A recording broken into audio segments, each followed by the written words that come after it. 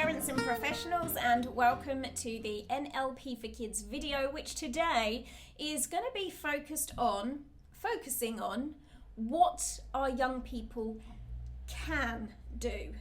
It stands to reason. It makes perfect sense to me that when a human being lands on planet Earth, because the stork flew in and dropped them, that they are incomplete, and that our job as parents or professionals is to fill in the missing pieces of information so that they too can go on to become successful, happy adults.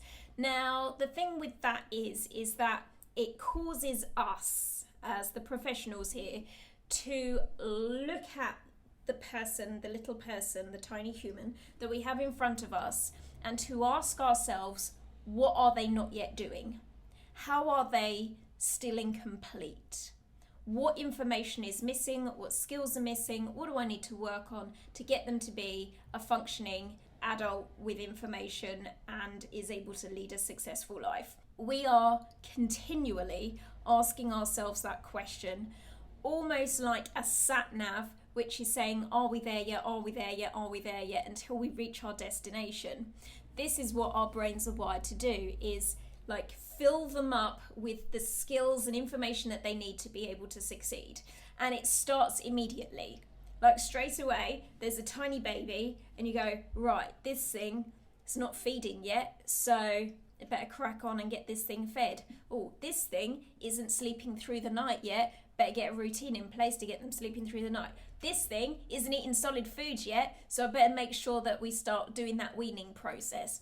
And it continues from that point onwards, right the way up until we throw them out the house or they leave school or whatever it is that happens where we decide, okay, now they're an adult, they can figure the rest out for themselves. But all along the way, we are predisposed to ask ourselves the question, what can't they do yet? So that we can then do our fulfilling role of making sure that that skill gets learned and that the gap gets filled with the right source of information to enable them to do it. Now, here's the downside to our thinking, all right? This week, we're working on us. We're not talking about what we need to do for the child. We're actually talking about what we need to do for ourselves. The challenge with this mindset that we have is that it causes us to really fine-tune and zoom in on the missing pieces of this young person. And sometimes we can get very fixated, particularly if there is a delay in them, reaching the same milestones as everyone else within their peer group might have already reached, particularly if it is a skill that we really want them to master.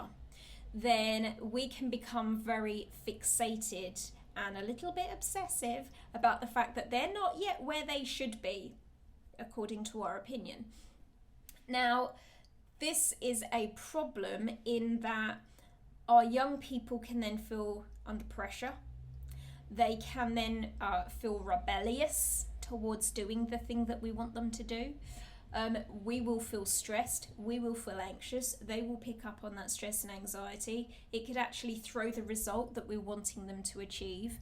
So although this is like an innate natural ability within us to be looking out for the what can't they do yet, it's also really helpful to make a concerted effort, a conscious effort to ask ourselves, what can they do? What are they already doing? What have they mastered? What are they good at? And to get a little bit, praise singy around the fact that there are things that they have already mastered and things that they can already do. And sometimes we can be saying that out loud to them, to remind them that they are highly skilled individuals, that there was a time in the past when they couldn't walk and now they can. And that's flipping amazing. Sometimes it can be beneficial for their ego and their confidence to hear that you are noticing their strengths and their skills and abilities. It can make a difference to the things that they can't do, because suddenly they've got some confidence, and now it might lead them into doing some of the things in the areas that they were lacking. It's also good for us too, because it reminds us that we are making a difference, that we are contributing something that changes them on a daily basis. It's just that when you look at it on a daily basis, you don't notice the shift. But overall, that input that we've had over time has made a change, and that change has been significant. Sometimes it's useful to look back, if only to notice where it is that you've got to during that period of time. So my challenge to you for the next 4 weeks until I speak to you again is to focus on what they can do, and to bring that information into the forefront of their minds and yours too, so that we can start to appreciate the contribution that we have made and also the skills that they have already got. And let me know what that does for you. You can leave your comments in the comments box below. If you are not already subscribed to this channel, then go ahead and click the red subscribe button. Click the notifications bell so that you get notified the next time I upload a video, and I will speak to you all in a month. Bye.